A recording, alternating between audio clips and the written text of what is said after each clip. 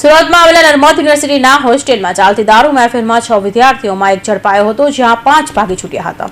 તો આ મામલે હાલ યુનિવર્સિટી દ્વારા તમામ વિદ્યાર્થીઓના પ્રવેશ રદ કરી દેવાયા છે.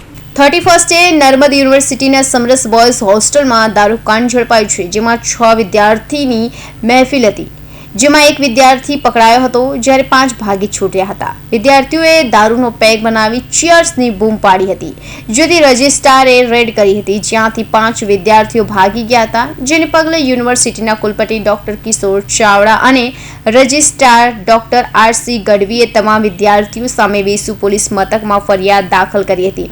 સાથે યુનિવર્સિટી દ્વારા તમામ વિદ્યાર્થીઓના પ્રવેશ પણ રદ કરી દેવાયા હતા. ડોક્ટર રમેશદાન ગઢવી, કુલ સચિવ વીર નર્મદ દક્ષિણ ગુજરાત વિશ્વવિદ્યાલય સુરત. સાહેબ, યુનિવર્સિટીના કેમ્પસના જે હોસ્ટેલ છે તેની અંદર શું ઘટના બની હતી, કઈ રીતની કાર્યવાહી? 31 ડિસેમ્બર હોવાના લીધે એવા ઇનપુટ ખાનગી રાહે મળી રહ્યા હતા કે કદાચ કોઈ વિદ્યાર્થીઓ આ પ્રકારની ગતિવિધિઓ કરી શકે છે. એટલા માટે અમારી સમગ્ર ટીમ, અમારા સિક્યુરિટી ઓફિસર અને અમારા રેક્ટરશ્રીએ પણ સ્થળ પર તપાસ કરી. હું પણ સ્થળ પર જાતે ગયો હતો અને તપાસ કરતાં એક રૂમમાંથી આ પ્રકારે વિદ્યાર્થીઓ આવી ગતિવિધિ કરતા પકડાયેલા હતા અને એની સામે યોગ્ય કાર્યવાહી કરવામાં હાલ ચાલી રહી છે. સાહેબ, શું માહિતી મળી હતી, કઈ રીતની ઘટના સ્થળે મળ્યું હતું?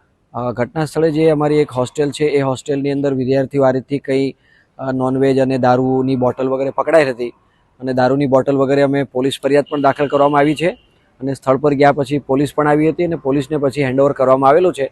એટલે પોલીસની પણ ફરિયાદ અમે રાત્રે મોડે સુધી પણ અમારા રેક્ટરશ્રી અને અમારા સિક્યુરિટી ઓફિસરશ્રી પોલીસ સ્ટેશન જઈને પોલીસ ફરિયાદ દાખલ કરવામાં આવી છે અને યોગ્ય નિયમ અનુસારની ચોક્કસ કાર્યવાહી કરવામાં આવશે. કેટલી ગંભીર બાબત, હવે શું સૂચન વિદ્યાર્થીઓને? ગંભીર બાબત તો ચોક્કસ કહી શકાય. આ તો એક સમાજ જાગૃતિનો પણ વિષય છે, શૈક્ષણિક સંસ્થા છે, આવનારી પેઢી છે, વિદ્યાર્થીઓ આ રાષ્ટ્રનું ભાવિ છે, રાષ્ટ્ર નિર્માણમાં વિદ્યાર્થીઓનું ભૂમિકા છે. એટલે સૌ સાથે મળીને આપણે જાગૃતિ કરીએ, વિદ્યાર્થીઓમાં ડ્રગ્સ, શરાબ વગેરે નહીં હોવું જોઈએ, એના માટેની ચોક્કસ અમે યોગ્ય કાર્યવાહી કરીશું અને સમાજ સાથે મળીને કરશે તો આપણે આ ચોક્કસ આમાં આપણને સફળતા મળશે એવું લાગી રહ્યું છે. જે વિદ્યાર્થીઓ પકડાય છે તેમને સામે કઈ રીતની કાર્યવાહી અત્યારે? જે વિદ્યાર્થીઓ પકડાયેલા છે અને જેની ઓળખ થઈ છે અધિકૃત અમારા રેકર્ડ દફતરે ચકાસણી કરતા, એમના હાલ તુરંત છાત્રાલયના પ્રવેશો તો રદ કરી દીધા છે. ફાઇલો પર હુકમ થઈ ગયા છે કે એમના પ્રવેશો પણ રદ કરવાની ઘટતી કાર્યવાહી કરવામાં આવે અને એની પણ બજવણી હુકમ વગેરે આજકાલમાં થઈ જશે. નિયમ અનુસારની ચોક્કસ કાર્યવાહી કરવામાં આવશે.